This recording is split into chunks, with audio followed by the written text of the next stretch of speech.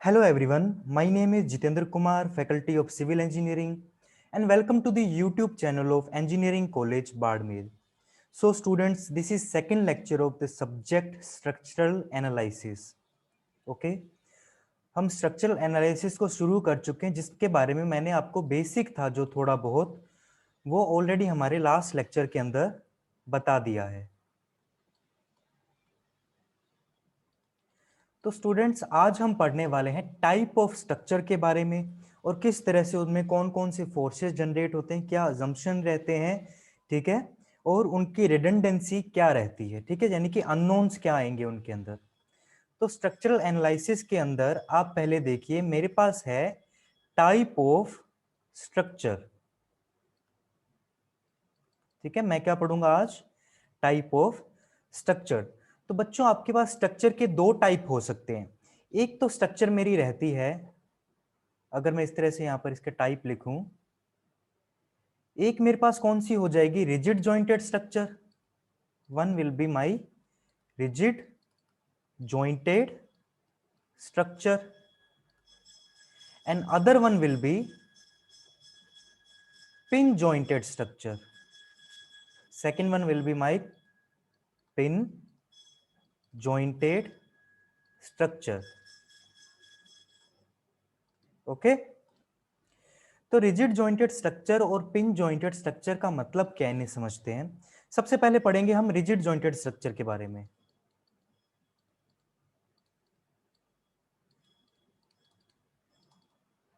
हालांकि ये चीज मैं प्री स्ट्रेस के एक लेक्चर में बता चुका हूं, लेकिन फिर भी क्योंकि हम स्ट्रक्चरल एनालिसिस का फुल कोर्स करने वाले हैं यहां पर, इसलिए यहां बताना भी जरूरी है। Rigid jointed structure. तो रिजिड जॉइंटेड स्ट्रक्चर के लिए एक एग्जांपल से समझिए आप कि आपके पास क्या थी, एक इस तरह से एक मैंने आपको फ्रेम बनाकर दे दिया। ठीक है, 2D फ्रेम है, 2 डायमेंशन के अंदर, और ये इसकी मैंने क्या देती बच्चों? सपोर्ट्स। ठीक है, ये इसकी सपोर्ट होगी।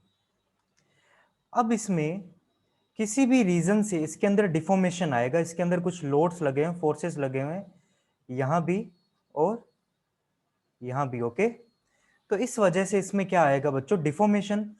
तो इसकी डिफ्लेक्टेड शेप या फिर डिफॉर्म शेप मैं यहां पर बनाऊं, डिफॉर्म शेप या फिर डिफ्लेक्टेड शेप आपके लिए अगर मैं बनाता हूं, तो देखिए किस तरह की बनेगी।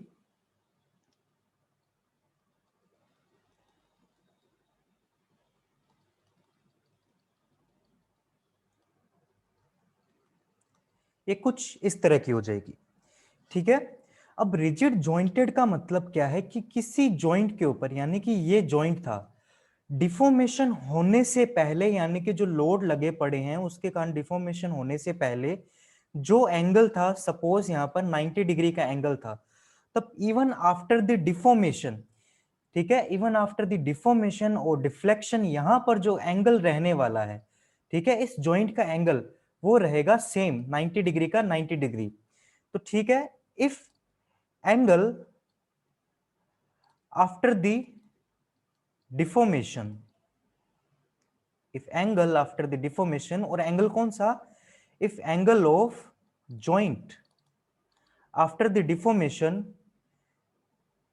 remains same or constant, then that structure is called, then that structure is called a rigid jointed structure.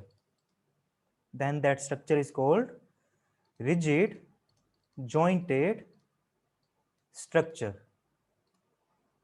Okay students, तो ये था रिजिड जॉइंटेड स्ट्रक्चर की किस तरह की होती है, कि उसके अंदर जो जॉइंट का एंगल रहने वाला था, ठीक है, यहां पर भी जो डिफॉर्मेशन होगा, ये डिफ्लेक्शन आने वाला है, यहां पर ये डिफ्लेक्शन और इधर ये वाला, ये एंगल भी क्या रहेंगे बच्चों? सेम रहेंगे। ठीक है, और इसी का मतलब हो जाता है कि अगर एंगल रहा सेम, इस तरह से डिफ्लेक्शन हुआ कि मेंबर के बीच का एंगल रहा सेम उस जॉइंट के ऊपर, तो उस स्ट्रक्चर को हम क्या बोल देंगे? Rigid jointed structure. अगर नहीं रहता तो we will not call it a rigid jointed structure. Okay, तो रिजिड जॉइंटेड स्ट्रक्चर में आपको एक नॉर्मल मैंने पोर्टल फ्रेम यहाँ पर बनाकर दिखाया था।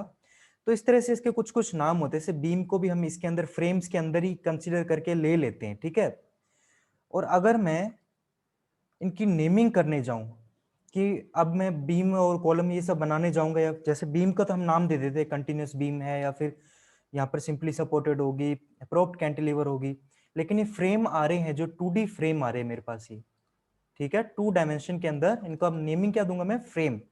और जो पिछला फ्रेम बनाया था उसका नाम देते हैं हम पोर्टल फ्रेम। तो इन फ्रेम्स की हम नेमिंग कैसे करें, तो यहां देखिए,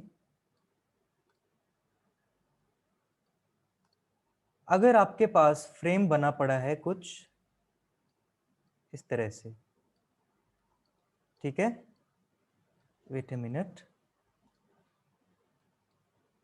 ये फ्रेम कुछ आपका इस तरह से बना पड़ा है, और इस फ्रेम के अंदर जैसे जैसे मैं ये फ्लोर लगाता जाऊंगा, वर्टिकल डायरेक्शन में इसका एक्सपेंशन करता जाऊंगा, तो उन्हें, तो वर्टिकल डायरेक्शन में जो एक्सपेंशन होते हैं उन्हें बोला जाता है स्टोरीज, ठीक है। उन्हें क्या बोलते हैं हम, स्टोरी।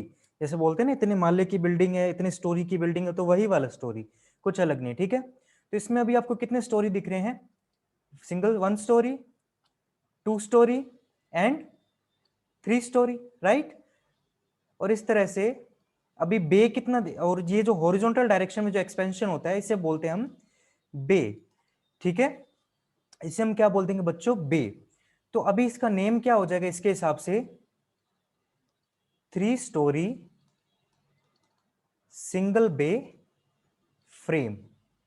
तो अगर आप किसी को ये नेम बोलते हो, किसी अगर पर्सन को पता है इसकी टर्मिनोलॉजी, तो सिंपली क्या करोगे कि मुझे एक 3 स्टोरी सिंगल बे फ्रेम वाली स्ट्रक्चर चाहिए, तो सिंपली समझ जाएगा उसे कैसी बनानी है। अगर आपके पास सिंपल नेम होता, सबसे पहले वाला जो स्ट्रक्चर था जो हमने बनाया, इसका क्या नेमिंग करोगे, इसे हम बोल देंगे सिंगल स्टोरी सिंगल बे, ठीक है। वे नहीं होता, बे होता है, बे, ठीक है। और इस साइड से अगर बढ़ाते जाओगे, अगर आप इस तरह से हॉरिजॉन्टल डायरेक्शन में एक्सपेंशन कर दिया, तब इसका नेम क्या हो जाएगा बच्चों, अब इसका नेम चेंज होकर बन जाएगा सिंगल स्टोरी 2 बे, ओके। तो ये थी हमारी कुछ एक बेसिक सा बताया आपको rigid jointed structure. Analysis part हम बाद में करेंगे, अभी सिर्फ और सिर्फ बेसिक्स के ऊपर ध्यान दे रहे हैं कि कौन सी चीज को किस नाम से बुलाते हैं, कौन कौन से फोर्सेस जनरेट हो रहे हैं। एनालिसिस बाद में आएगा पूरा, ठीक है बच्चों। तो ये तो थी मेरी रिजिड जॉइंटेड स्ट्रक्चर। इसके साथ ही जो सेकंड टाइप की स्ट्रक्चर थी, यानी कि मेरी pin jointed structure. Second structure का नाम क्या था, पिन जॉइंटेड स्ट्रक्चर। तो भैया पिन जॉइंटेड स्ट्रक्चर क्या होती है, तो इसके लिए देखिए, एक मेंबर लिया आपने इस तरह से, ठीक है। इस मेंबर के ऊपर अगर आगे वाले मेंबर हैं जो वो इस तरह से कनेक्टेड हैं, कौन से अरेंजमेंट से, पिन की हेल्प से कनेक्टेड हैं, इन्हें क्या कहते हैं हम बच्चों, पिंस। इन्हें कहते हैं पिंस। पिंस या फिर इस तरह का हिंज कह सकते हैं आप इसे, जो फ्रिक्शनलेस हिंज रहता है। पिन, और आप इसे क्या कह सकते हैं, फ्रिक्शनलेस हिंज कह देंगे, जिसकी वजह से इस पॉइंट के ऊपर जो रोटेशन आएगा उसकी कोई ना कोई वैल्यू आएगी, ठीक है। Rotation will not be equal to 0, यानी कि यहां पर जो आने वाला थीटा है उसकी वैल्यू 0 नहीं होगी। और जहां आपको पता है फ्री मूवमेंट दे दिया, फ्री रोटेशन दे दिया, वहां पर उसके रिस्पेक्ट में जनरेट होने वाली रिएक्शन तो जनरेट ही नहीं हो पाएगी, यानी कि यहां पर जो मोमेंट जनरेट होने वाला था वो हो जाएगा 0। यानी कि ऐसी स्ट्रक्चर जो पिन से कनेक्टेड हो, फ्रिक्शनलेस हिंज से कनेक्टेड हो, जहां पर मोमेंट्स हो 0, और इस तरह से कनेक्टेड हो कि उनके बीच में कोई भी मोमेंट जनरेट ना हो रहा हो, तो उन स्ट्रक्चर को हम क्या कह देते हैं बच्चों, पिन जॉइंटेड स्ट्रक्चर कह देते हैं, ठीक है। अब पिन जॉइंटेड स्ट्रक्चर में हमारे पास जो नेम आता है, उन्हें नेम को बोलते हैं हम ट्रस, ठीक है, जैसे उन्हें फ्रेम बोला था हमने, रिजिड जॉइंटेड स्ट्रक्चर को हमने क्या कहा था, फ्रेम। तो इन स्ट्रक्चर के नेमिंग मैं करने जाऊंगा तो ये क्या हो जाएंगी, मेरी ट्रस हो जाएंगी। ट्रस की खासियत क्या होती है, अगर मैं ट्रस बना के बताऊं आपको, इस तरह से एक ट्रस बनाते हैं हम।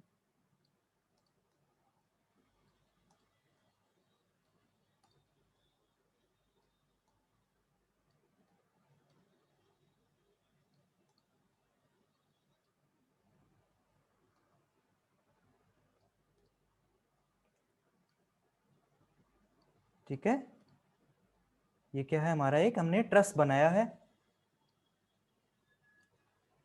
ट्रस की खासियत देखिए क्या रहती है, एक तो सारे के सारे मेंबर जो रहेंगे मेरे फ्रिक्शनलेस हिंज यानी कि पिन से आपस में कनेक्ट रहेंगे।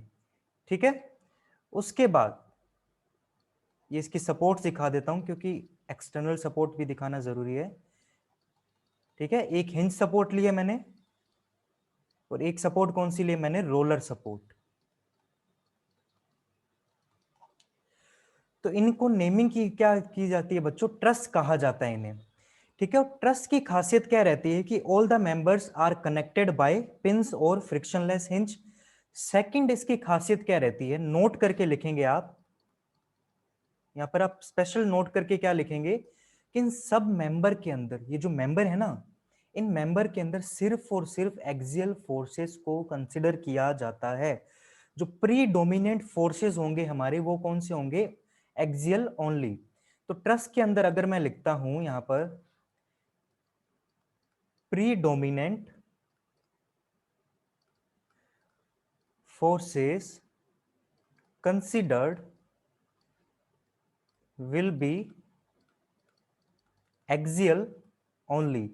और एक्सियल में आपको लास्ट लेक्चर में मैंने क्या बताया था, एक्सियल के अंदर क्या क्या आ जाते हैं बच्चों, एक तो आता है मेरा कंप्रेशन एंड सेकंड क्या आ जाता है, टेंशन। ठीक है, या तो इनके अंदर जो ये मेंबर हैं, ये बीम्स लगी हुई हैं यहाँ पे, शॉर्ट कॉलम बोलो, स्ट्रट बोलो, टाई बोलो, उसके हिसाब से लोडिंग कंडीशन के हिसाब से इनका नाम चेंज हो जाएगा। तो इनके अंदर सिर्फ और सिर्फ एक्सियल होगा, या तो कंप्रेसिव फोर्स होगा या फिर टेंसाइल फोर्स होगा। तो आप यहां पर क्या लिखोगे नोट लगाकर, all member carry axial forces only. ठीक है, आपको बुक्स के अंदर ये लिखा मिलेगा कि all the member carry axial forces only, लेकिन आपको एक चीज बता दूं, इनमें एक्सियल के अलावा बेंडिंग शियर वगैरह सब आता है।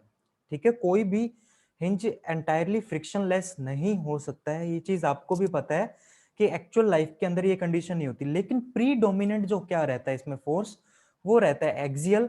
इसलिए फॉर कैलकुलेशन पर्पस हम सिर्फ और सिर्फ एक्सियल फोर्सेस को कंसिडर करते हैं। इसलिए हम जब इसका अजम्पशन और नोट लेकर चलते हैं तो क्या बोलते हैं कि सारे के सारे मेंबर सिर्फ और सिर्फ एक्सियल फोर्सेस को ही कैरी कर रहे हैं यहां पर। और ये जो पिन के बाद इसमें एक और क्या रह जाती है, इसमें एक और नोट हमारे को लगाकर लिखना पड़ता है कि जो एक्सटर्नल लोडिंग लगेगी, अभी तक इसके ऊपर मैंने कोई लोडिंग नहीं लगाई है, एक्सटर्नल लोडिंग जो इस बीम या फिर इस ट्रस के ऊपर आने वाली है, वो external loading will be applied on the pins only. क्योंकि अगर आप इस फ्रेम के ऊपर, इस ट्रस के ऊपर, सॉरी फ्रेम नहीं कहेंगे हम इसे, ट्रस कहेंगे, इस ट्रस की ये जो बीम टाइप की स्ट्रक्चर है, ये एक मेंबर है, उसके ऊपर यहाँ बीच में कहीं लोड लगा लोगे तो इसके अंदर तो क्या आ जाएगी, बेंडिंग आ जाएगी, सैगिंग होगिंग वाली कंडीशन हो जाएगी। और बेंडिंग तो मुझे बिल्कुल नहीं चाहिए, क्योंकि इसमें एंटायर जो बीम को, अगर एंटायर ट्रस को मैं कंसिडर कर रहा हूं यहाँ पर, अगर आप एंटायर ट्रस को ऐसे कंसिडर करते चलोगे तो इसमें तो सैगिंग होगिंग वाली कंडीशन हो जाएगी, लेकिन मुझे तो नहीं चाहिए सैगिंग होगिंग कंडीशन। तो उसके लिए मैं यहाँ पर एक्सियल फोर्सेस को ही कंसिडर मेरे को प्री डोमिनेंट कराना है। उसके लिए मैं क्या करूंगा, external loading will be applied on the pins only. ठीक है, तो आप एक नोट डालकर और क्या लिख दोगे, external loads will be applied at pins only, कि सिर्फ और सिर्फ इन पिन कनेक्शन के ऊपर ही ये एक्सटर्नल लोड हमारे कनेक्टेड रहेंगे। ठीक है बच्चों, तो बच्चों अगर मैं इस पिन जॉइंटेड, ठीक है, या तो आप इसे क्या नाम दोगे, पिन जॉइंटेड स्ट्रक्चर, या फिर एक न्यू टर्म इंट्रोड्यूस करता हूं आपको, आर्टिकुलेटेड स्ट्रक्चर। Articulated structure. इस आर्टिकुलेटेड स्ट्रक्चर के अंदर अगर मैं अजम्पशंस की बात करूं तो मेरे पास अजम्पशंस क्या क्या आ जाएंगे, ये तो नोट्स है हमारे कि इसके ऊपर एक्सियल फोर्सेस ही कंसीडर होते हैं अंदर, एक्सियल में सिर्फ यानी कि एक ही मेंबर फोर्स आएगा। मेंबर फोर्स की बात करूं या सपोर्ट्स की बात नहीं कर रहा हूं, याद रखना इंटरनल मेंबर फोर्स की बात कर रहा हूं। सपोर्ट पर आने वाले फोर्सेस को रिएक्शन कहा जाता है, एक्सटर्नल सपोर्ट रिएक्शन कहा जाता है। अगर मैं बात करूं मेरे मेंबर फोर्सेस की, तो मेरे पास मेंबर फोर्सेस सिर्फ और सिर्फ एक ही है, वो कौन सा है, एक्सियल। ये क्या है मेरा, only one member force, that is axial only. Okay. और उसके बाद एक्सटर्नल लोड को कहां अप्लाई किया, पिंस के ऊपर। अजम्पशन की बात की तो क्या हो जाएगा, अजम्पशन जब भी आप सोम के अंदर लेते हो तो उसको बीम मेंबर को पूरी होमोजेनियस इलास्टिक इस तरह का मेंबर बोल देते हो, तो एक अजम्पशन तो आपको जरूर जरूर लिखना होता है ऊपर कि हुक्स लॉ इज वैलिड। ठीक है, हुक्स लॉ वैलिड यानी कि stress is directly proportional to strain, लेकिन हुक्स लॉ का मतलब यहाँ पर सिर्फ स्ट्रेस को डायरेक्टली प्रोपोर्शनल स्ट्रेन करने से नहीं है। इसका मतलब है कि हम जो भी कंसिडरेशन कर रहे हैं उस बीम के ऊपर, मेंबर के ऊपर, कोई भी स्ट्रक्चर के ऊपर, हम उसको कर रहे हैं अपनी इलास्टिक लिमिट के अंदर। ठीक है, इलास्टिक लिमिट के अंदर अगर एनालिसिस करेंगे, एक तो एनालिसिस आसान होगा, दूसरा उसके फेलियर होने के चांसेस कम होंगे, और after the removal of the loads deformation will be reduced. Okay, इसलिए हुक्स लॉ वैलिड का यहां पर अजम्पशन लगाया जाता है। ठीक है, उसके बाद दूसरा अजम्पशन यहां पर क्या हो जाएगा, देखिए, all the members of truss pin jointed structure or are articulated structure are assumed to be perfectly straight. All the member of this pin jointed, articulated or truss are assumed to be perfectly straight. क्योंकि अगर straight नहीं होंगे तो उनके अंदर क्या आ जाएगी, बेंडिंग आ जाएगी, बेंडिंग एक्शन आ जाएगा। और आपको पता है बेंडिंग एक्शन हमें नहीं चाहिए, क्योंकि हमें प्रीडोमिनेटली सिर्फ और सिर्फ एक्सियल का ही एनालिसिस करना है यहाँ पर। तो इन्हीं ट्रस की कंडीशन के हिसाब से अगर 2D कंडीशन में हम एनालिसिस करेंगे तो हमारे पास हो जाएगा 2D ट्रस, और 3D में एनालिसिस करने जाएंगे तो हमारे पास क्या आ जाएगा, 3D ट्रस आ जाएगा। इनकी स्ट्रक्चर की स्टेबिलिटी के हिसाब से हम बात करते हैं, ठीक है, कि 2D ट्रस के अंदर स्टेबिलिटी कहां से आएगी और 3D ट्रस के अंदर स्टेबिलिटी किस तरह से आएगी। सो हमारा नेक्स्ट टॉपिक जो आज का रहने वाला है वो रहेगा stability of structure. Stability of structure. ठीक है, अभी जो मैं बात करने वाला हूं वो बात करूंगा सिर्फ और सिर्फ एक्सटर्नल स्टेबिलिटी की। ठीक है, अभी जो बात कर रहे हैं हम वो किसके लिए कर रहे हैं, एक्सटर्नल स्टेबिलिटी।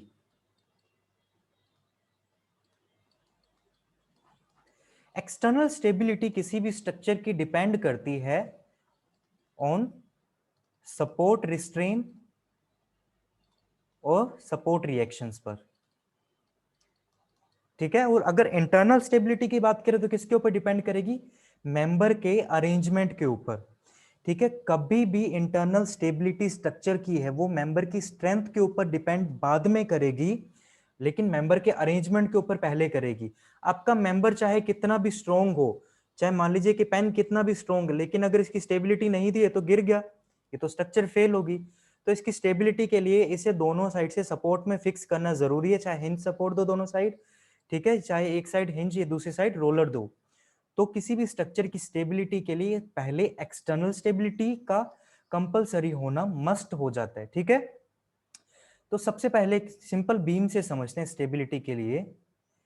ये आपके पास एक बीम थी, ओके, और बीम की कंडीशन दे देता हूं कि एक सपोर्ट तो इसकी कैसे लगी हुई है, hinge support, and other support इसकी लगा देता हूं मैं यहां पर रोलर सपोर्ट। ओके, एक है हमारी hinge support and second one is roller support. आपको पता है बच्चों कि जब मेरी हिंज सपोर्ट रहती है, हिंज सपोर्ट के ऊपर नंबर ऑफ जो रिएक्शन यानी कि रिस्ट्रेन जनरेट होने वाले हैं कितने होंगे, दो। एक तो क्या हो जाएगा, अगर सपोर्ट का नाम देता हूं मैं ए और बी, एक तो मेरे पास क्या हो जाएगा वर्टिकल डायरेक्शन में ए सपोर्ट पर, ठीक है, क्योंकि हिंज क्या करता है, किसी वर्टिकल और हॉरिजॉन्टल डायरेक्शन के अंदर वहां पर जो रिएक्शन आने वाली है सिर्फ वही परमिट करता है, यानी कि वहां पर वो फ्री मूवमेंट नहीं देगा बॉडी का। ना तो हम इसको ऊपर खींच सकते हैं इस तरह से वर्टिकल डायरेक्शन में मूवमेंट दे सकते हैं, मूवमेंट बोल रहा हूँ, मोमेंट नहीं बोल रहा हूं मैं, ठीक है। ना तो इसको वर्टिकल डायरेक्शन में मैं मोशन दे सकता हूँ, ना ही हॉरिजॉन्टल डायरेक्शन में। तो इसकी वजह से दो रिस्ट्रेन जनरेट हो रहे हैं, यानी कि दो रिएक्शन जनरेट होंगी। कौन कौन सी, एक एच ए हॉरिजॉन्टल डायरेक्शन में, एक वर्टिकल डायरेक्शन में we A. And second one है मेरे पास बी सपोर्ट पर सिर्फ और सिर्फ एक वर्टिकल में वी बी। जिसे नहीं पता ये रिएक्शन कैसे आई है, वो बच्चों जाकर हमारा पहला लेक्चर देखो, ठीक है। उस लेक्चर में मैंने 2D और 3D सब में एक्सप्लेन कर रखा है कि सपोर्ट पर किस तरह से रिएक्शन आती है, कितनी आती है और क्यों आती है, फुल एक्सप्लेन्ड है वहां पर। तो यहां देखिए आपको तीन रिएक्शन थी, क्या हो यहां पर भी मैं प्रोवाइड करा दूं तीन की जगह एक रिएक्शन प्रोवाइड करा दूं, ठीक है, तीन की जगह सॉरी दो रिएक्शन प्रोवाइड करा दूं, यानी कि इस सपोर्ट के ऊपर अब एक रिएक्शन को कम कर दूं। एक रिएक्शन को कम कैसे कर सकता हूं कि, यानी कि इस सपोर्ट पर भी मैं आपको क्या प्रोवाइड करा दूं, रोलर सपोर्ट। यहां पर भी क्या हो जाएगा, रोलर, और यहां पर भी रोलर सपोर्ट। तो मेरे पास जो नंबर ऑफ रिएक्शंस आने वाली हैं इन ए और बी सपोर्ट्स के ऊपर, कौन कौन सी हो जाएंगी, V A and V B only. लेकिन क्या ये स्ट्रक्चर स्टेबल है, क्या ये स्ट्रक्चर स्टेबल है, मेरा क्वेश्चन क्या आया यहां पर, इज दिस स्ट्रक्चर स्टेबल। तो स्टेबिलिटी चेक करने के लिए क्या करें, हम इसके ऊपर लोड्स लगाएंगे, ठीक है। स्टेबिलिटी चेक कैसे की जाती है, इसके ऊपर लोड लगाए जाते हैं। इस तरह से मैंने एक इंक्लाइंड लोड लगा दिया पी लोड थीटा पे, जिसके टू कंपोनेंट मेरे पास यहाँ जनरेट हो जाएंगे। एक कंपोनेंट वर्टिकल कंपोनेंट हो जाएगा पी साइन थीटा, एक कंपोनेंट मेरे पास हॉरिजॉन्टल कंपोनेंट हो जाएगा P cos theta. P sine theta को तो किसी तरह से वी और वी बी रजिस्ट कर लेंगे, ठीक है। अगर सपोर्ट्स मेरी ट्रिवियल नहीं है, यानी कि कमजोर नहीं है, इतना ही जोर नहीं है कि ऊपर से आने वाले सपोर्ट को सहन कर पाए, नीचे धस जाए, सेटल हो जाए, ठीक है, उस सपोर्ट को बोलते हैं ट्रिवियल। उसके बारे में भी बताता हूं आपको। तो वर्टिकल को तो इन्होंने सहन कर लिया, लेकिन हॉरिजॉन्टल की बात क्या, हॉरिजॉन्टल जैसे ही लोड लगाया, इधर रोलर टायर लगे हुए, चक्के लगे हुए, तो क्या हो जाएगा, ये एक स्कूटर की तरह, मोटरसाइकिल की तरह क्या लग जाएगी, चलने लग जाएगी, मोशन होने लग जाएगा। और आपको मैंने क्लासरूम में भी बताया था, ऑफलाइन क्लासरूम में, और ऑनलाइन भी यहां पर मैं बता रहा हूं, पिछले लेक्चर में भी बताया था कि जब भी स्ट्रक्चर के अंदर मोशन हो गया तो क्या वो स्ट्रक्चर रहेगी, वो स्ट्रक्चर ना होके क्या बन जाएगा बच्चों, मेरा मैकेनिज्म बन जाएगा, यंत्र बन जाएगा, मोटरसाइकिल बन जाएगा यहाँ पर, जो कि मेरे को बिल्कुल नहीं चाहिए, क्योंकि स्ट्रक्चर के अंदर मैं रोटेशन नहीं चाहता हूँ, स्ट्रक्चर के अंदर मूवमेंट नहीं चाहता हूं मैं, उसका मोशन नहीं चाहता। जैसे ही हॉरिजॉन्टल यहाँ पर लगा, कोई रिएक्शन तो है नहीं उसको अपोज करने के लिए, तो इस डायरेक्शन के अंदर ये मोशन कर जाएगी, इसमें क्या हो जाएगा, मोशन बन गया मैकेनिज्म, जो कि स्ट्रक्चर नहीं है, जो कि मेरा स्ट्रक्चर नहीं है। यानी कि मेरे को मिनिमम कितनी रिएक्शन चाहिए, इस एग्जाम्पल को बताने का जो मेरा मकसद था वो था कि किसी स्ट्रक्चर की एक्सटर्नल स्टेबिलिटी के लिए आपको मिनिमम 3 सपोर्ट रिएक्शन की जरूरत पड़ती है, ठीक है। क्योंकि मैंने 3 से 2 करके देखा स्ट्रक्चर कैसी होगी, मेरी अनस्टेबल होगी यहाँ पर, ठीक है। अब आप एक चीज सोच रहे होंगे, जिन्हें थोड़ा बहुत पढ़ा है वो सोच रहे होंगे कि सर हमने कहीं देखा है कि दो रिएक्शन से भी स्ट्रक्चर मेरी स्टेबल होती है, और दो रिएक्शन से मैं स्ट्रक्चर को स्टेबल कर भी सकता हूँ आपके लिए। ये देखिए, एक हिंच यहाँ लगा दिया, एक हिंच यहाँ लगा दिया, और आपने इस तरह की बीम देखी होगी, और वहां पर आपने देखा होगा कि कुछ जगह एक रिएक्शन यहां जनरेट कर दी वीए, एक वीबी जनरेट कर दी, हमने कहा कि हॉरिजॉन्टल तो यहाँ पर जनरेट हो ही नहीं रही है, ठीक है। एक स्पेशल केस आता है हमारा लोडिंग कंडीशन के हिसाब से, जो मैं आपको लोडिंग अभी सिखाने वाला हूँ, जनरल लोडिंग और वर्टिकल लोडिंग का डिफरेंस इसके बाद में, ठीक है। तो उसके हिसाब से तो दो ही रिएक्शन है, और दो के बजाय तो यहाँ स्टेबल होगी, तो वो बेटा केस हो जाता है अलग, ठीक है। वो केस कैसे हो जाता है अलग, इस केस के लिए इस सपोर्ट की यहां पर जो स्टेबिलिटी की बात हो रही है, स्टेबिलिटी की बात कहां से होती है कि मिनिमम 3 रिएक्शंस तो चाहिए। इन्हीं 3 रिएक्शन के लिए सोल्व आउट करने के लिए, इनको सोल्व करने के लिए हमारे पास होती हैं कंडीशन इक्वेशंस। हमारे पास क्या होती है बच्चों, condition equation for solving these unknowns. Unknown का मतलब ये जो मेरे पास रिएक्शंस यानी कि फोर्स आए हैं HA, VA और VB, इन्हें मैं क्या कह रहा हूं, मेरे अननोन, क्योंकि मुझे इनकी वैल्यू नहीं पता। इनकी वैल्यू को पता करने के लिए बच्चों मुझे क्या चाहिए होती है, कुछ स्पेशल टाइप के इक्वेशन चाहिए होते हैं जिन्हें मैं बोलता हूं कंडीशन इक्वेशंस। और कंडीशन इक्वेशन में जो सबसे पॉपुलर इक्वेशन है फॉर स्टैटिक इक्विलिब्रियम की, ठीक है, किसी बीम को रोके रखने के लिए हमारे को 3 रिस्ट्रेन प्रोवाइड हो सकते हैं, तो 3 फ्री मूवमेंट भी होते हैं उस 2D के अंदर। आपको बताया था ना एक मैंने एग्जांपल से इस तरह से कि एक का मोशन इधर हो सकता है, इधर हो सकता है, रोटेशन में मोशन हो सकता है। तो इसलिए 3 रिएक्शन के मोशन को रोकने के लिए मेरे पास 3 इक्वेशन जनरेट हो जाती है वहां पर, जिन्हें मैं बोल देता हूं इक्वेशन ऑफ स्टैटिक इक्विलिब्रियम। यानी कि बीम को रोक के रखने के लिए अगर 3 डायरेक्शन में मोशन है तो 3 ही रिएक्शन जनरेट होंगे। तो इन्हीं कंडीशन इक्वेशन में जो सबसे पॉपुलर 3 इक्वेशन है वो कौन सी हो जाती है, 3 इक्वेशंस ऑफ इक्विलिब्रियम, जो कि बच्चों हमारी कौन सी हो जाती है, इक्वेशन ऑफ इक्विलिब्रियम कौन कौन सी थी, summation of all the horizontal forces 0, summation of all the vertical forces 0 and summation of all the moment about a point is equal to 0। X लिख देते हैं इसको। ये हमारी हैं 3 इक्वेशन ऑफ इक्विलिब्रियम्स, ठीक है। इन्हीं की वजह से हमारे को मिनिमम 3 रिएक्शंस तो चाहिए चाहिए। अब जैसे जैसे आप number of reaction, support reaction बढ़ाते जाते हो, यानी कि यहाँ पर भी हिंज कर दिया तो एक HB इधर से भी आ जाएगा, यानी कि 4 यहाँ पर मेरे पास रिएक्शन होगी, तो मेरी स्ट्रक्चर तो स्टेबल ही हो रही है, उसकी स्ट्रेंथ बढ़ती जा रही है, एक्सटर्नली स्टेबल हो रही है। यानी कि किसी स्ट्रक्चर के अंदर जितनी ज्यादा रिएक्शन, रिस्ट्रेन, सपोर्ट रिएक्शन आएंगी, स्ट्रक्चर की स्टेबिलिटी इंक्रीज होती जाएगी। और वो जो अननोन, एक्स्ट्रा अननोन यहाँ पर ये क्रिएट हुआ है, ये fourth unknown in equation of equilibrium से कितना एक्स्ट्रा है, एक, और यही एक मेरा क्या बन जाता है, इसकी एक्सटर्नल स्टैटिक इनडिटरमिनेंसी। जो फॉर्मूला लगा के आप करते हो ना, आई कहां से है, इधर से आई है, ये कैलकुलेशन करके सिंपल। तो ये फोर्थ वन जो एक्स्ट्रा वाली एक आई थी उसे क्या बोल देते हैं, एक्सटर्नल स्टैटिक इनडिटरमिनेंसी, ठीक है बच्चों। तो बच्चों हम इसके ऊपर भी आएंगे अभी, ठीक है, लेकिन हम बात करें एक बार स्टेबिलिटी के ऊपर, तो वापस स्टेबिलिटी वाले पोर्शन के ऊपर मूव करें।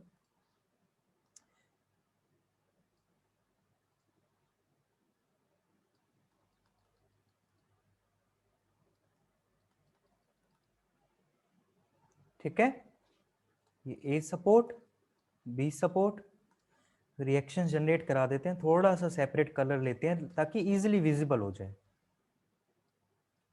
VA, HA and VB।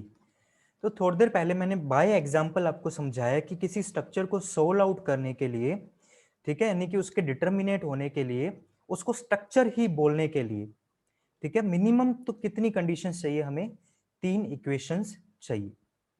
तो ये जो 3 रिएक्शंस हैं, these 3 reactions of support are necessary conditions for stability, external stability की बात कर रहा हूं। These 3 reactions of support are necessary but not sufficient। यानी कि हमेशा सफिशियंट हो 3 रिएक्शन अगर किसी बीम के अंदर आपने डाल दी, किसी स्ट्रक्चर के अंदर डाल दी और मेरी स्ट्रक्चर स्टेबल हो जाए, ऐसा जरूरी नहीं, लेकिन हाँ मिनिमम 3 तो होना जरूरी है। अगर 3 है उसके बाद स्ट्रक्चर की स्टेबिलिटी चालू हो जाएगी, उससे पहले बिना 3 से कम है तो चालू ही नहीं होगी, स्ट्रक्चर स्टेबल बन ही नहीं सकती। ठीक है, अब इसका एग्जाम्पल दे सकता हूं कि 3 रिएक्शन नेसेसरी तो है, सफिशियंट क्यों नहीं है। तो एग्जाम्पल में देखिए बच्चों, ये बीम आपकी, ठीक है, एक रोलर सपोर्ट यहां प्रोवाइड की, एक रोलर सपोर्ट यहां प्रोवाइड की और एक रोलर सपोर्ट यहां प्रोवाइड कर दी मैंने। अब 3 रोलर सपोर्ट हैं, एबीसी इनकी नेमिंग कर देते हैं। रोलर सपोर्ट पे आपको पता है एक ही रिएक्शन आती है, और कौन सी, वर्टिकल, क्योंकि इसको वर्टिकल डायरेक्शन में ही मोशन नहीं दे सकता मैं, हिंज के ऊपर यानी रोटेशन दे सकता हूं, उसके साथ ही साथ यहां पर मैं इसको हॉरिजॉन्टल डायरेक्शन में मोशन दे सकता हूं। इसलिए मेरे पास यहां पर कितनी रिएक्शन आएगी, सिर्फ एक, एक सपोर्ट के ऊपर एक, तो नंबर ऑफ रिएक्शंस आपको बच्चों कितनी दिखाई दे रही हैं? 3। कौन कौन सी? VA, VB, VC। लेकिन जैसे ही इसके ऊपर मैंने हॉरिजॉन्टल लोड लगाया, तो इसको हॉरिजॉन्टल लोड को लगाने के बाद P लोड लगा दिया, ठीक है, HP बोल देते हैं। क्या इसको रेजिस्ट करने के लिए कोई हॉरिजॉन्टल रिएक्शन जनरेट हो सकती है? नहीं। जब हॉरिजॉन्टल रिएक्शन जनरेट नहीं होगी, स्ट्रक्चर ये स्टेबल इक्विलिब्रियम में कैसे रहेगी? स्टेबल इक्विलिब्रियम में नहीं रहेगी तो मोशन कर जाएगी, और मोशन करते ही ये मेरी स्ट्रक्चर ना बनकर क्या बन जाएगी बच्चों? मैकेनिज्म। ठीक है, ये क्या बन जाएगी? मेरी मैकेनिज्म। तो हमारे पास एक चीज हमने क्या सीखी कि किसी भी स्ट्रक्चर को स्टेबल होने के लिए उसकी 3 रिएक्शन तो नेसेसरी है, लेकिन सफिशिएंट नहीं है। सफिशिएंट कब नहीं होंगी? जब वो तीनों रिएक्शन पैरेलल हो जाएंगी। So for stability of structure, बच्चों एक्सटर्नल स्टेबिलिटी की बात करो, इंटरनल मत समझ लेना। For stability of structure, these three reactions should not be parallel। पहला वर्ड हमने क्या सीखा कि मिनिमम 3 चाहिए स्टेबिलिटी के लिए। दूसरा क्या सीखा हमने पॉइंट कि हमारे को ये तीनों रिएक्शन पैरेलल में नहीं होनी चाहिए, आगे पीछे हो तो ये मोशन नहीं कर पाएगा। ठीक है, अभी 2D के अंदर है, 2D में तो अगर तीनों अपने रोलर डाल दिए तो उसमें तो पैरेलल हो जाएंगे। 3D में होता तो तीसरा रोलर थोड़ा उधर लेके जाते तो उसमें हॉरिजॉन्टल रिएक्शन अपने आप वो शो कर देता, क्योंकि उसका प्लेन जो हो जाता वो सेम ना बन पाता। ठीक है, उसकी पैरेलल कंडीशन हमारे पास ना आ पाती। ठीक है, लेकिन यहाँ पर तीनों पैरेलल होगी, और हमने बाय एग्जांपल देखा कि तीनों पैरेलल से काम नहीं चलेगा। तो सेकंड जो रूल नंबर 2 आ गया हमारे पास, क्या आया कि तीनों सपोर्ट रिएक्शन पैरेलल नहीं होनी चाहिए। नेक्स्ट रूल देखिए,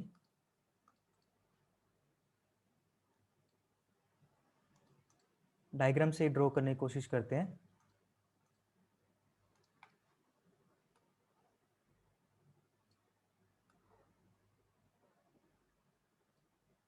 ओके, अच्छा बन गया तो।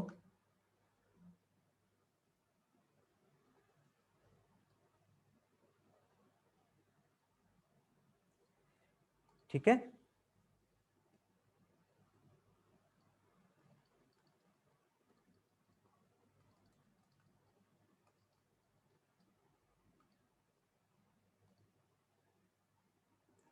अब आपने क्या कर दिया बच्चों, इसके ऊपर इस तरह से रिएक्शन प्रोवाइड करा दी। ठीक है, आपने कहा कि सर पैरेलल नहीं हो सकती, तो क्या ऐसे हो सकती हैं? तो लो जी, करके देखते हैं। तो reaction in 3 supports A B C के ऊपर, जो बीम और स्ट्रक्चर आपको कुछ इस तरह की दिख रही है, एक कर्व के अंदर 3 रिएक्शन VA, VB और VC मैंने जनरेट कर दी। ठीक है, और इनकी लाइन ऑफ एक्शन, तीनों की लाइन ऑफ एक्शन एक ही पॉइंट से गुजर रही है। तो मेरी जो स्ट्रक्चर हो जाएगी, इसके अंदर अगर मैं इस तरह से लोड लगा दूं कि इसका रोटेशन कराने की कोशिश करूं, तो ये क्या बन जाएगा? एक हिंज की तरह मोशन करेगा, और इसके अंदर रोटेशनल अनस्टेबिलिटी आ जाएगी। ठीक है, इसके अंदर क्या आ जाएगी? Rotational instability. और बच्चों, जो थोड़ी देर पहले हमने पढ़ा था ना, ये वाला, ये कंडीशन, इस वाली कंडीशन में अनस्टेबल, अगर स्टेबल नहीं तो अनस्टेबल है। और कौन सी वाली अनस्टेबिलिटी है? तो इस अनस्टेबिलिटी को हम बोल देते हैं बच्चों लीनियर अनस्टेबिलिटी। ठीक है, इस अनस्टेबिलिटी को बच्चों क्या बोलते हैं? Linear instability. और इस वाली को क्या बोला हमने? नेक्स्ट वाली को इसे कहते हैं बच्चों हम रोटेशनल अनस्टेबिलिटी, या फिर इसको हम बोल देते हैं कौन करंट स्ट्रक्चर। ठीक है, जो कंडीशन है ना, इसे बोल देते हैं कौन करंट। और ये जो पॉइंट आ रहा है, ये जो पॉइंट जिसको मैंने एज ए हिंज बोल दिया, अब इसको हिंज की जगह आप क्या नाम दे दोगे? Point of concurrency. Point of concurrency यानी कि ऐसा पॉइंट जिसके ऊपर सपोर्ट से आने वाली रिएक्शंस हैं, उनकी लाइन ऑफ एक्शन उस पॉइंट से गुजर रही है, उस इस तरह से गुजर रही है कि जब उस पॉइंट के अलोंग मैं बीम को मोशन कराने की कोशिश करूं तो वहां पे इंस्टेंटेनियस कॉनकरेंसी बन जाएगी और रोटेशन हो जाएगा, इसलिए इसे बोला पॉइंट ऑफ कॉनकरेंसी। इस कंडीशन को बोल दिया कॉनकरेंट कंडीशन। और अनस्टेबिलिटी हमारे पास कौन सी आ गई, रोटेशनल अनस्टेबिलिटी। तो पहला पॉइंट तो मैंने क्या सीखा था, फिर से रिवाइज करें कि minimum 3 condition necessary but not sufficient. Sufficient कैसे नहीं, these 3 should not be parallel and these 3 should not be कॉनकरेंट। यहां पर नोट लगाकर आप क्या लिखोगे, these 3 reactions neither should be parallel nor should be concurrent. Neither should be parallel nor concurrent. Okay, तो कॉनकरेंट वाली कंडीशन समझ गए। यानी कि बेसिकली एक स्ट्रक्चर के अंदर जितनी इक्वेशन ऑफ इक्विलिब्रियम हमारे पास प्रेजेंट थी, इक्वेशन ऑफ इक्विलिब्रियम का मतलब क्या है कि वहां पर हम मोशन प्रोवाइड करा सकते हैं 3 डायरेक्शन के अंदर 2D में, 3 तरह से, एक हॉरिजॉन्टल, एक वर्टिकल और एक पॉइंट के अलोंग, यानी कि जेड एक्सिस के अलोंग, ये जो आपकी तरफ बाहर आने वाली एक्सिस है उसके अलोंग रोटेशन। ठीक है, 3 रोटेशन प्रोवाइड करा सकते थे, वही उसको स्टेबिलिटी प्रोवाइड कराते हैं आने वाली टोटल रिएक्शन से।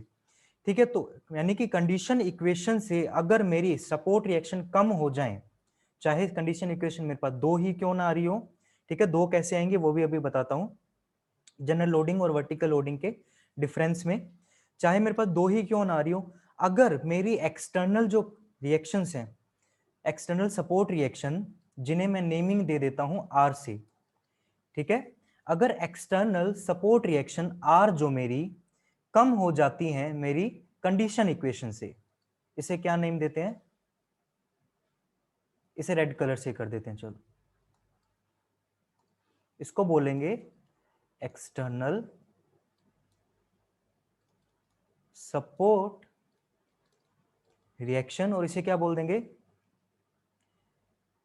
कंडीशंस इक्वेशंस, जिसका जो हमारी इक्वेशन ऑफ इक्विलिब्रियम है इसका एक पार्ट है। ठीक है, उसके बाद इंटरनली अगर हम उसके अंदर कुछ भी हिंज प्रोवाइड करा दें, इंटरनल हिंज प्रोवाइड करा दें, पिन कनेक्ट करा दें, लिंक प्रोवाइड करा दें, गाइडेड रोलर एटसेट्रा, मेंबर के अंदर कुछ भी प्रोवाइड करा दें, तो उसके हिसाब से रिलीज हमारे पास और आ जाते हैं इंटरनल मेंबर के, जिन्हें रिलीज रिएक्शन भी कह देते हैं, वो बात अलग हो जाती है। ठीक है, उनको भी बाद में कंसिडर करेंगे। एक बार सिर्फ आप एक्सटर्नल स्टेबिलिटी के ऊपर आइए।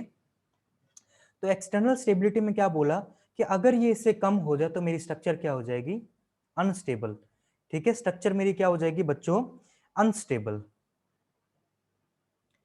तो इस आर का मिनिमम या इसके इक्वल होना चाहिए, और अगर, ठीक है, इन दोनों का माइनस है, जो इन दोनों का डिफरेंस, एक्सटर्नल रिएक्शन, ठीक है, और इंटरनल जो मेरे पास कंडीशन इक्वेशन है, इक्वेशन ऑफ इक्विलिब्रियम या 3 ले लो, अगर दोनों जीरो हो जाती हैं उस स्ट्रक्चर को, यानी कि जितने भी मेरे पास अननोन फोर्सेस, अननोन रिएक्शन आने वाली थी, इन कंडीशन इक्वेशन के थ्रू मैं सोल्व कर पा रहा हूं, तब तो मैं बोल देता था उस बीम को डिटर्मिनेट, और सोल्व नहीं कर पा रहा तो क्या बोल दूंगा, इनडिटर्मिनेट। और जो एक्स्ट्रा अननोन आ रहे हैं, ठीक है, एक्स्ट्रा अननोन, उसी को मैं क्या बोल देता हूं, मेरी इनडिटर्मिनेंसी या रिडंडेंसी। ठीक है, तो ये था मेरा स्टेबिलिटी ऑफ स्ट्रक्चर। ठीक है, मिनिमम स्टेबिलिटी ऑफ स्ट्रक्चर के लिए मेरे को क्या क्या कंडीशन और रूल्स चाहिए, तो हमने उसके ऊपर बात की थी। अगर आपको इनडिटर्मिनेंसी के बारे में, एक्सटर्नल इनडिटर्मिनेंसी के बारे में जनरल आइडिया चाहिए, तो आपको फॉर्मूला यहां पर क्या बन जाएगा, E equals to R minus small R. ठीक है, या फिर कुछ जगह आपको या क्या दिखाई देगा, E equals to R E minus 3, क्योंकि आर की जगह इस बार इन्होंने क्या रख दिया, स्मॉल आर ई, यानी कि support reactions, R E reaction से आर ई यहाँ पर एब्रीविएशन यूज कर लिया। ठीक है, और आर की जगह इक्वेशन ऑफ इक्विलिब्रियम हमें पता है जनरली हम 3 लेते हैं सपोर्ट रिएक्शन के लिए, तो 3 यहाँ पर डिनोट कर दिया, तो आर ई माइनस 3 मेरे पास बन गया।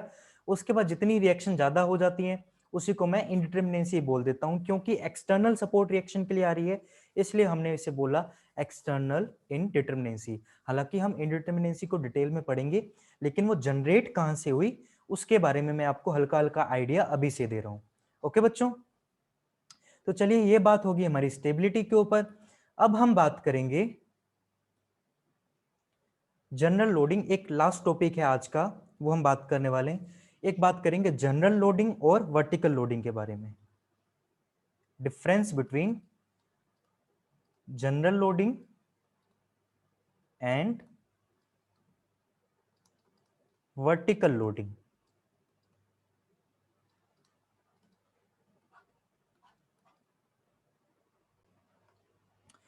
ठीक है, तो इसके लिए एक एग्जांपल से आपको मैं बताऊंगा। यहाँ पर अगेन एक बीम का एग्जांपल ही लेंगे हम। ओके, ये कर्व ही चूज रह गया।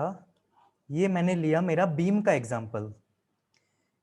बीम के ऊपर सबसे सिंपल सपोर्ट देता हूं मैं, एक जगह हिंज, क्योंकि मिनिमम इतनी तो चाहिए। एक जगह क्या दिया, हिंज, दूसरी जगह क्या दे दिया, रोलर। Minimum 3 reaction. ठीक है, इन मिनिमम 3 रिएक्शन के लिए इन ए और बी सपोर्ट पर मेरे पास क्या जनरेट हो गया, वर्टिकल में एक वीए। ठीक है, वेट ए मिनट, एक चीज आपको बताऊं बच्चों, एक क्वेश्चन है मेरा आपके लिए। ये आपको बीम दिखाई दे रही है, ठीक है, तो मुझे बताइए इस बीम के अंदर एट प्रेजेंट अभी इसमें नंबर ऑफ रिएक्शंस कितनी है। तो ज्यादातर बच्चे क्या कहेंगे, वो कहेंगे सर 2 तो आ रही है हिंज सपोर्ट के ऊपर और 1 आ रही है मेरी रोलर सपोर्ट के ऊपर। ठीक है, तो एक बात बताइए बच्चों, लोग 12th के अंदर हम पढ़ते, 12th के अंदर क्या, उससे पहले बहुत पहले पढ़ते थे साइंस में, हमने रूल पढ़ा था न्यूटन भाई साहब का। तो न्यूटन सर क्या कह के गए कि every action has a equal and opposite reaction. और मैंने लास्ट लेक्चर में भी वही बताया था, every action has a equal and opposite reaction. उसी वजह से यहाँ पर रिएक्शन जनरेट हो रही है। लेकिन भाई साहब उस रिएक्शन के लिए एक्शन का होना भी तो जरूरी है। जब तक यहां पर लोडिंग कंडीशन ही आपने शो नहीं की है, नंबर ऑफ रिएक्शन कैसे बताओगे। तो जब तक एक्सटर्नल लोड आया ही नहीं, क्योंकि अब हम लोडिंग की बात कर रहे हैं, general loading and vertical loading, load ही नहीं आया तो मैं ऊपर रिएक्शन कैसे बताऊं। तो एट प्रेजेंट यहां पर नंबर ऑफ रिएक्शंस मेरे पास कितनी हो जाएंगी, 0, एक भी नहीं आएगी। रिएक्शन कब आएगी, जब इसके ऊपर मैं लगाऊंगा मेरा लोड। तो चलिए भाई लोड को इंट्रोड्यूस कर देते हैं अब। तो लोड है कुछ इस तरह से लगाया है, थीटा पर लगा हुआ है, पी लोड लगा, पी किलो न्यूटन का। तो इस तरह की लोडिंग को हम बोल देते हैं बच्चों जनरल लोडिंग। अब जनरल लोडिंग की खासियत क्या होती है कि इसके अलग अलग कंपोनेंट बनते हैं। क्या क्या कंपोनेंट हमारे पास बन के आएंगे, चलिए बताइए मुझे। एक कंपोनेंट तो बच्चों बनेगा मेरा वर्टिकल कंपोनेंट, ठीक है, जिसे मैं बोल दूंगा पी साइन थीटा। और सेकंड कंपोनेंट क्या बन जाएगा मेरा, हॉरिजॉन्टल कंपोनेंट, जिसे मैं बोल दूंगा पी कोस थीटा। अब एक और चीज का सजेशन दूंगा, कंपटीशन एग्जाम के हिसाब से, यूनिवर्सिटी एग्जाम में तो इतना कंसिडर नहीं किया जाता। कंपटीशन एग्जाम में अगर आपने ऐसे कर दिया कि इधर पी दिखा रखा है और उसी बीम के अंदर आपने पी साइन थीटा और पी कोस थीटा दिखा दिए, तो आपके क्वेश्चन को रॉन्ग माना जाएगा। ठीक है, वो क्वेश्चन एग्जैक्टली गलत माना जाएगा, क्योंकि एक ही साथ में आप पी साइन थीटा और पी कोस थीटा कैसे दिखा सकते हो। आपने अगर उसके कंपोनेंट्स को यहां रिजोल्व कर दिया तो आपको पी को गायब करना पड़ेगा, सेकंड बीम बनानी पड़ेगी। यहां पर मैं तो टाइम बचाने के लिए एक ही साथ में कर रहा हूं, आपको सेकंड बीम बनानी पड़ेगी, उसमें सेपरेट ड्रॉ करना पड़ेगा P sine theta P cos theta, और पी को रिमूव करना पड़ेगा, क्योंकि आपने कंपोनेंट तो ले लिया, पी का वर्क का है, यहाँ पर पी का कोई वर्क नहीं बचा तो गायब करो ना उसे। ठीक है, तो चलिए मेरे पास एक है पी साइन थीटा, एक पी कोस थीटा। तो इस पी कोस थीटा को रजिस्ट करने के लिए मेरे पास रिएक्शन जनरेट होंगी, कौन सी वाली, हॉरिजॉन्टल, एच ए। ठीक है, यहां पर आ जाएगी एक वी ए और इधर आ जाएगी एक वी बी, 2 वर्टिकल एक हॉरिजॉन्टल, क्योंकि रोलर सपोर्ट सिर्फ एक ही जगह पर रिस्ट्रेन दे सकता है। ठीक है, एक ही जगह रोक के रख सकता है, और हिंज है मेरा 2 डायरेक्शन में रोक के रख सकता है, हॉरिजॉन्टल और वर्टिकल में। उसको रोटेशन को तो रोक नहीं पाता, रोटेशन आराम से आने दो। ठीक है, अगर डिफ्लेक्टेड शेप बने तो यहाँ पर कुछ रोटेशन, पॉजिटिव रोटेशन थीटा की वैल्यू आ जाएगी। थीटा आ गया तो बेंडिंग मोमेंट जनरेट उस सपोर्ट पर नहीं हो सकता। तो नंबर ऑफ रिएक्शन मेरे पास कितनी आ जाएंगी, 2। तो अगर मैं एक्सटर्नल सपोर्ट रिएक्शन की बात करूं, इस केस में मेरे पास कितनी आ गई, एक्सटर्नल सपोर्ट रिएक्शंस कितनी आ गई बच्चों, 3। तो इसके साथ ही मैं कंडीशन इक्वेशन, जिसका पार्ट है इक्वेशन ऑफ इक्विलिब्रियम, अगर मैं बात करूं इक्वेशंस ऑफ इक्विलिब्रियम, तो वो मेरे पास कौन कौन सी आ जाएंगी, summation of all the horizontal forces 0, summation of all the vertical forces 0, and summation of all the moment about a point is equal to zero. तो ये तीन इक्वेशन ऑफ इक्विलिब्रियम आ जाएंगी, जिनकी हेल्प से आप अगर इनको यहाँ रखते हो तो वी ए, वी बी और एच ए की वैल्यू कैलकुलेट कर सकते हो। ठीक है, और अगर कॉमन सेंस भी लगाएं, कंपटीशन एग्जाम में हमें इतना नहीं सोचना था, फास्ट सोचना होता है, वहां तो क्या है, इस हॉरिजॉन्टल को रोकने के लिए एक यही है, यानी कि इस एच ए की वैल्यू कितनी हो जाएगी, P cos theta, equal and opposite direction में, यानी कि ये डायरेक्शन होनी चाहिए, यानी कि जो डायरेक्शन मानी एकदम ट्रू है। अगर आप इसको बाय मैथमेटिकली इस इक्वेशन से भी सोल्व करते कितनी हो जाती, मान लीजिए कि आपने राइट हैंड साइड में जो डायरेक्शन जारी है एच ए, उसको क्या मान लिया, पॉजिटिव। अब राइट हैंड साइड में direction summation of all the horizontal forces zero करना, उसको पॉजिटिव माना, तो लेफ्ट हैंड साइड जो डायरेक्शन जा रही है पी कोस थीटा की, उसको नेगेटिव मानना पड़ेगा, सारे फोर्सेस का समेशन जीरो। तो एच ए देखो ऑटोमेटिकली हमारे पास क्या आ गया, पी कोस थीटा, क्योंकि एच ए पॉजिटिव आया है, यानी कि जो हमने डायरेक्शन मानी एच ए की एकदम सही थी। तो डायरेक्शन के अंदर इतना कंफ्यूज नहीं होना, अगर आप गलत भी डायरेक्शन मान लेते, एच ए को अपोजिट साइड में दे देते, जो अभी डायरेक्शन ली हुई है इसमें, मान लो राइट साइड में दे रखा है, आप एच ए आप लेफ्ट साइड में मान लेते, तो एच ए क्या आ जाता, माइनस का आ जाता। ठीक है, एच ए क्या आता, माइनस, यहाँ भी इसकी वैल्यू क्या आ जाती, माइनस। नेगेटिव डायरेक्शन का मतलब, अगर 12th में आपने वेक्टर पढ़े हैं तो उसके हिसाब से क्या होता है कि मैग्नीट्यूड तो वही है लेकिन डायरेक्शन रिप्लेस करनी पड़ेगी। ठीक है, इसलिए माइनस, अगर अगर प्लस माइनस का अगर आपको इतना ध्यान नहीं रहता, डायरेक्शन उल्टी ले लेते हो, तो आपको ये ऑटोमेटिकली रिजोल्व करके सही आंसर दे देगा लास्ट में। ठीक है, बेसिकली मेरा जनरल लोडिंग बताने का मकसद क्या था कि इस तरह की अगर जनरल लोडिंग आपके पास आती है तो number of support reaction horizontal भी वहां पर जनरेट होंगी, यानी कि एक सिंपली सपोर्टेड बीम, ये कैसी बीम है मेरी, सिंपली सपोर्टेड बीम, उसके अंदर क्या क्या रिएक्शन जनरेट हो जाएंगी, हॉरिजॉन्टल, एक वर्टिकल और एक वर्टिकल दूसरी जगह, यानी कि तीन रिएक्शन जनरेट हो जाएंगी। क्या हो अगर सेम बीम के अंदर मैं वर्टिकल लोडिंग दे दूं, ठीक है, सिमिलर बीम के अंदर मैंने क्या दे दी बच्चों, अब वर्टिकल लोडिंग, तो इसका इफेक्ट देखिए मेरे पास क्या पड़ता है।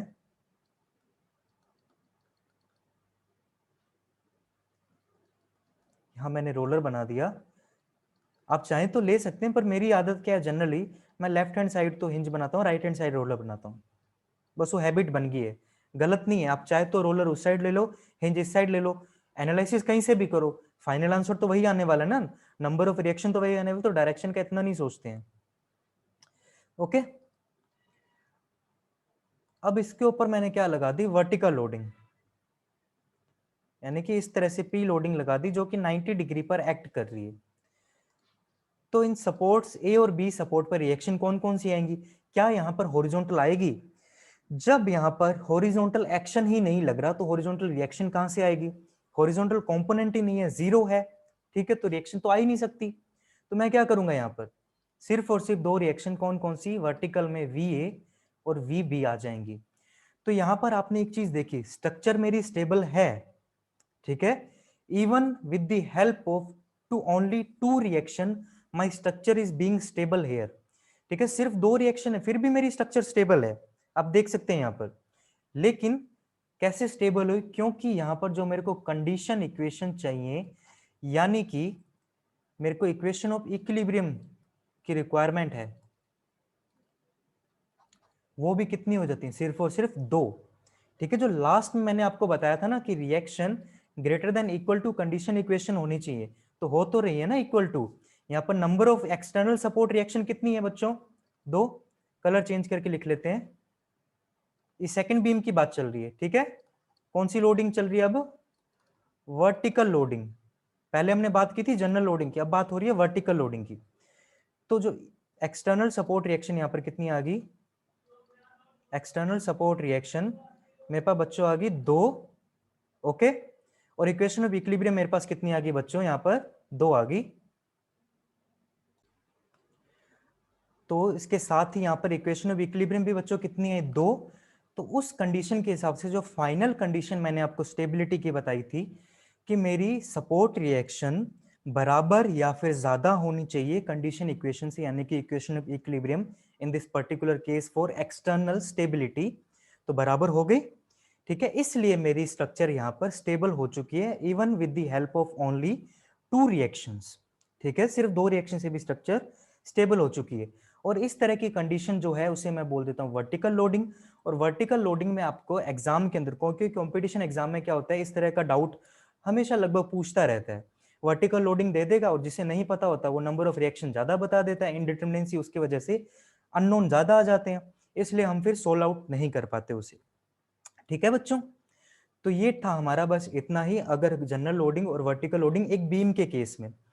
एक चीज याद रखना बच्चों, अगर आपको ट्रस दे दिया हो, ठीक है, ट्रस दे दिया हो, फ्रेम दे दिया हो, फ्रेम में 2D फ्रेम 3D फ्रेम हो, तो उसमें आपको चाहे वर्टिकल लोडिंग दे रखी हो चाहे जनरल लोडिंग दे रखी हो, आपको हॉरिजॉन्टल सपोर्ट रिएक्शंस को वहां पर शो करना है। उसमें इस तरह से हॉरिजॉन्टल सपोर्ट रिएक्शन को गायब नहीं कर सकते, तो इक्वेशन ऑफ इक्विलिब्रियम भी उसमें सप्लीमेंटेड रहेंगी, पूरी की पूरी 3 रहने वाली है। ठीक है, तो आपको एक चीज क्या रखनी है कि नंबर ऑफ जो रिएक्शन है मेरी वो भी कितनी, और नंबर ऑफ रिएक्शन क्या, यानी कि अगर बीम की बात करूं मैं, तो बीम के अंदर तो क्या रहेगा, वर्टिकल लोडिंग और जनरल लोडिंग का केस आ जाएगा, लेकिन जैसे ही फ्रेम आ गया और ट्रस आ गए, फ्रेम और ट्रस में चाहे वर्टिकल लोडिंग हो चाहे जनरल लोडिंग हो, आपको क्या शो करना पड़ेगा बच्चों, वहां पर हॉरिजॉन्टल सपोर्ट, हॉरिजॉन्टल रिएक्शंस को भी शो करना पड़ेगा, उसमें हॉरिजॉन्टल रिएक्शन गायब नहीं हो सकती। ओके, तो इसमें इतना हो गया हमारा। एक और कंडीशन आपको बता दूं, इवन इन बीम, ठीक है, इवन इन बीम क्या है, थोड़ा सा कहीं इरेज कर देते हैं हम।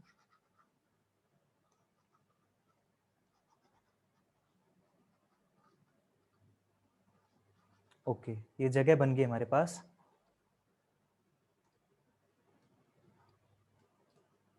Even in beams this supports, जो सपोर्ट है ना, ये दोनों आपकी should be at same level, should be क्या, मस्ट बी रहना चाहिए, should B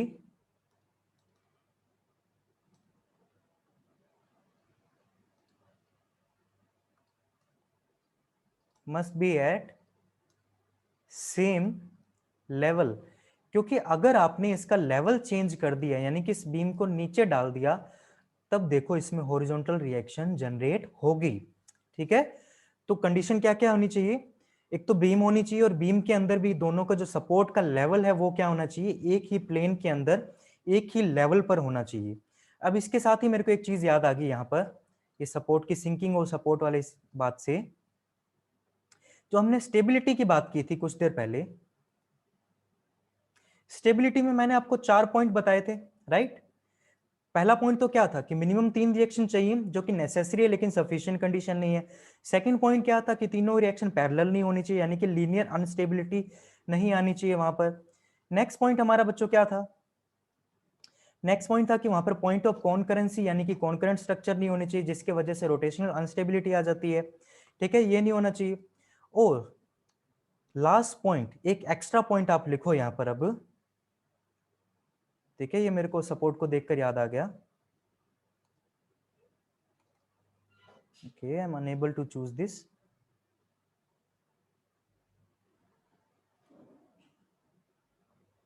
okay, last point क्या है कि मेरी support should not be trivial, support should not be trivial. Trivial का मतलब क्या होता है कि मेरी सपोर्ट इतनी कमजोर हो गई है, इसके ऊपर अगर आप वर्टिकल लोड इस तरह से लगाते हो, मान लो 10 किलो न्यूटन एकदम बीचों बीच लगा है, तो 5 किलो न्यूटन तो इधर आ जाएगा, और नेक्स्ट जो 5 किलो न्यूटन है वो यहां पर आ जाएगा। अब ये जो सपोर्ट थी, इसकी मैक्सिमम स्ट्रेंथ कैरिंग कैपेसिटी तो मान लीजिए कि 10 किलो न्यूटन है, तो ये तो सहन कर जाएगी, लेकिन इस सपोर्ट की मैक्सिमम स्ट्रेंथ कैरिंग कैपेसिटी ही 4 किलो न्यूटन है, ये तो दब जाएगी उस एक्स्ट्रा 1 किलो न्यूटन लोड के कारण। जैसे आप देखते हो ना, जो सॉइल के ऊपर, आप सिविल इंजीनियर हो, आपने पढ़ा होगा, सॉइल के ऊपर क्या होती है, बीरिंग कैपेसिटी नाम की टर्म होती है। अगर आपने ऊपर से लोड ज्यादा दे दिया तो बीरिंग कैपेसिटी को पार करते वो सिंक होने लग जाती है, सेटलमेंट होने लग जाती है। वही यहाँ पर हो जाता है, sinking of support, settlement of support कब होगा, जब मेरी सपोर्ट हो जाएगी ट्रिवियल, यानी कि एकदम कमजोर हो जाएगी। तो स्टेबिलिटी की कंडीशन के लिए मेरे को क्या चाहिए, my support should not be trivial also. ठीक है, तो ये थे बच्चों आपके टाइप ऑफ स्ट्रक्चर का बेसिक, और उसके साथ में ही स्टेबिलिटी ऑफ स्ट्रक्चर किस तरह से आ सकती है। तो आज के लिए लेक्चर के लिए इतना ही। आने वाले लेक्चर में हम पढ़ेंगे इंडिटरमिनेंसी के बारे में, जिसमें एक्सटर्नल, इंटरनल, स्टैटिक और काइनेमेटिक के बारे में स्टडी करेंगे। उसके बारे में फोर्स मेथड की एनालिसिस ऑफ मेथड हमारे पास कौन कौन से होने चाहिए, method of analysis, force method हो, स्टिफनेस मेथड हो, ठीक है, अलग अलग मेथड है, फिर उसके बाद स्लोप डिफ्लेक्शन मेथड वगैरह, हम सबके बारे में स्टडी करने वाले हैं। तो एक सीक्वेंस से ये पूरा सब्जेक्ट चलेगा, और काफी ज्यादा डिटेल में, और काफी ज्यादा इसके लेक्चर, नंबर ऑफ लेक्चर और टाइम ऑफ लेक्चर रहने वाले हैं इसके।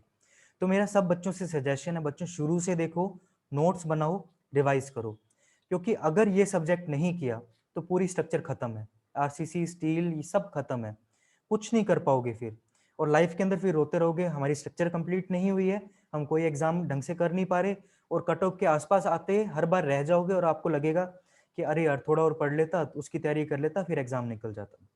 ठीक है, क्योंकि सिर्फ पेपर को, यूनिवर्सिटी पेपर को पास करना हमारा मकसद नहीं है, हमारा मकसद है किसी भी सब्जेक्ट के अंदर अच्छे से हमारे नॉलेज को बढ़ाना, ताकि इन फ्यूचर हमारे को कोई भी जॉब अपॉर्चुनिटी मिलती है हम उसका यूटिलाइजेशन कर पाए। यूटिलाइजेशन कब करेंगे?